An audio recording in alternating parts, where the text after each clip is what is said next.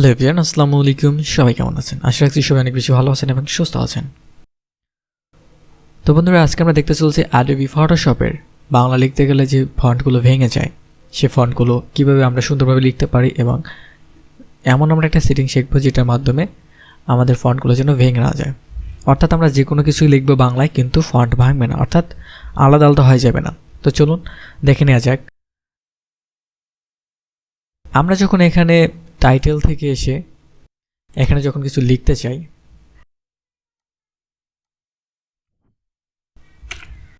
তো আপনারা দেখতে পাচ্ছেন এখানে যখন আমরা বাংলায় লিখলাম তখন এখানে ফন্টগুলো ভেঙে ভেঙে যাচ্ছে। কিন্তু আমাদের প্রয়োজন এই ফন্টগুলোকে সুন্দরভাবে গুছিয়ে লেখা, অর্থাৎ আমরা যেভাবে ফোনে কিবোর্ডে লিখি কিংবা হাতে লিখি ঠিক সেভাবে যেন আমরা লিখতে পারি।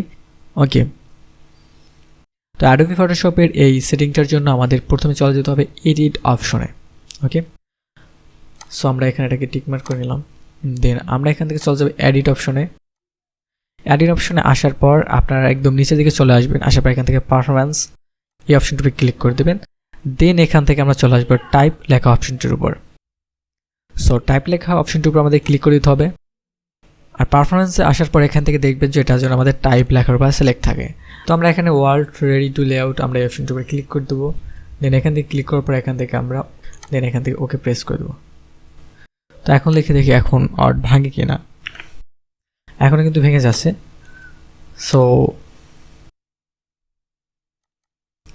জাস্ট আমরা অবরোধে ক্লিক করে দেবো। অবরোধে ক্লিক করার পর আমাদের এখান থেকে দেখতে হবে যে অবরোধটা ঠিক আছে কিনা। রেজিস্টার্ড বারে নিয়ে আসলাম। দেন এখান থেকে সিলেক্ট আসবো, এনএসআই এটা ঠিক আছে। আমাদের ইউজ এনএসআই কোড এটার উপর ক্লিক করে দেবো।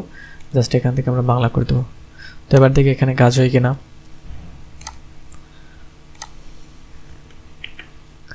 ওকে, এখন হচ্ছে না।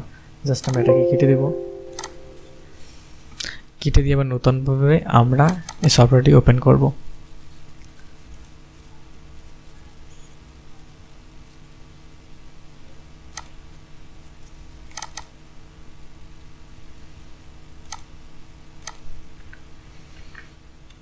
ওকে, এখন কিন্তু আমাদের এটা ফিক্সড হয়ে গেল। সো এটা কিন্তু পুরোপুরি ফিক্সড। এখানে কিন্তু ইংলিশ সেভ করা, তারপরে কিন্তু এখানে আমরা বাংলায় লিখতে পারবো। এখানে আমাদের ইংলিশে সেভ করা, তারপর আমরা বাংলায় লিখতে পারবো, কোনো সমস্যা নেই। এখানে এসে যদি আমরা ইউনিকোড করি তারপর আমরা এখানে এসে বাংলায় লিখতে পারবো। ঠিক আছে,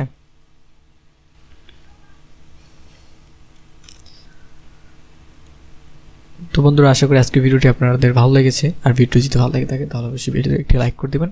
আর চ্যানেল যদি নতুন হয়ে থাকেন তাহলে চ্যানেলটি সাবস্ক্রাইব করে নিতে পারেন। ধন্যবাদ সবাইকে।